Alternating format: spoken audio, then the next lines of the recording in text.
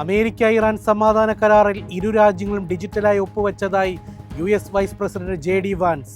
വെള്ളിയാഴ്ച ജനീവയിൽ വെച്ച് അമേരിക്കയും ഇറാനും കരാറിൽ ഔദ്യോഗികമായി നേരിട്ട് ഒപ്പുവെക്കും. അതിനിടെ G7 ഉച്ചകോടിയിൽ പങ്കെടുക്കാനായി അമേരിക്കൻ പ്രസിഡന്റ് ഡൊണാൾഡ് ട്രംപ് ഫ്രാൻസിലെത്തി. ഇന്ത്യൻ പ്രധാനമന്ത്രി നരേന്ദ്രമോദിയുമായി ബുധനാഴ്ച വൈകുന്നേരം കൂടിക്കാഴ്ച നടത്തും. ഇന്ത്യ-അമേരിക്ക വ്യാപാര കരാർ, അമേരിക്കയുടെ തീരുവ നയം, H-1B വിസ നിയന്ത്രണം, ഊർജ്ജ സുരക്ഷ, പശ്ചിമേഷ്യയിലെ സംഘർഷാവസ്ഥ, ഇന്ത്യൻ നാവികർക്ക് നേരെയുള്ള ആക്രമണം ഉൾപ്പെടെയുള്ള കാര്യങ്ങൾ ചർച്ചയാകുമെന്നാണ് സൂചന. നീറ്റ് UG 2026 പുനഃപരീക്ഷയുടെ മുന്നോടിയായി ടെലഗ്രാമിനെതിരെ കേന്ദ്ര സർക്കാരിന്റെ കടുത്ത നടപടി. പുനഃപരീക്ഷയുടെ പശ്ചാത്തലത്തിൽ രാജ്യത്തെ ടെലഗ്രാം മെസ്സേജിംഗ് സേവനങ്ങൾ താൽക്കാലികമായി നിരോധിച്ചു.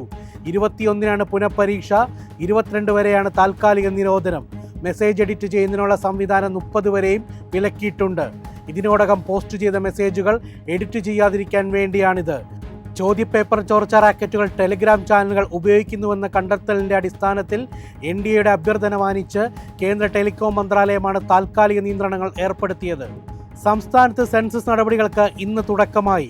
ഡിജിറ്റൽ ഇന്ത്യ പദ്ധതിയുടെ ഭാഗമായി കേന്ദ്ര സർക്കാർ ഏർപ്പെടുത്തിയിട്ടുള്ള ജനങ്ങൾക്ക് വിവരങ്ങൾ സ്വയം രേഖപ്പെടുത്തുന്നതിനുള്ള സെൽഫ് എന്യൂമറേഷൻ സൗകര്യം ലഭ്യമായി. ഈ മാസം 30-ാം തീയതി വരെ വിവരങ്ങൾ രേഖപ്പെടുത്താം. 2 ഘട്ടങ്ങളിലായാണ് സെൻസസ് നടപടികൾ പൂർത്തിയാക്കുക. പൊതുജനങ്ങൾക്ക് സ്വന്തമായി വിവരങ്ങൾ പോർട്ടലിൽ അപ്ലോഡ് ചെയ്യാൻ അടുത്ത 15 ദിവസത്തേക്കാണ് അവസരമുണ്ടാകുക.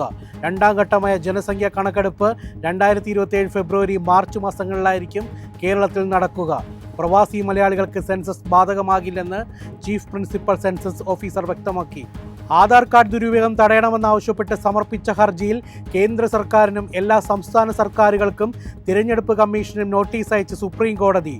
ആധാർ കാർഡുകൾ പൗരത്വം, താമസസ്ഥലം, ജനന തീയതി എന്നിവയുടെ തെളിവായി ഉപയോഗിക്കുന്നത് തടയണമെന്നും ഇത് കേവലം ഒരു തിരിച്ചറിയൽ രേഖയായി മാത്രമേ പരിഗണിക്കാൻ പാടുള്ളൂ എന്ന് നിർദ്ദേശിക്കണമെന്നും ആവശ്യപ്പെട്ടാണ് സുപ്രീം കോടതിയിൽ പൊതുതാൽപര്യ ഹർജി ഫയൽ ചെയ്തത്. ചീഫ് ജസ്റ്റിസ് സൂര്യകാന്ത് അധ്യക്ഷനായ ബെഞ്ചാണ് ഹർജി പരിഗണിച്ചത്. സംസ്ഥാനത്ത് സ്വർണ്ണവിലയിൽ നേരിയ ഇടിവ്. ഗ്രാമിന് 15 രൂപയും പവന് 120 രൂപയുമാണ് കുറഞ്ഞത്.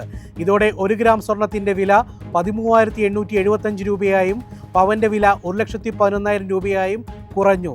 18 ക്യാരറ്റ് സ്വർണം ഗ്രാമിന് 11,400 രൂപയും പവന് 91,200 രൂപയുമാണ് വിപണി വില. വെള്ളി ഗ്രാമിന് 265 രൂപയിലാണ് വ്യാപാരം. എളുപ്പത്തിൽ സമ്പാദ്യം വളർത്താം. ഇന്ന് തന്നെ മൈഫിൻ TV ആപ്പ് ഡൗൺലോഡ് ചെയ്യൂ.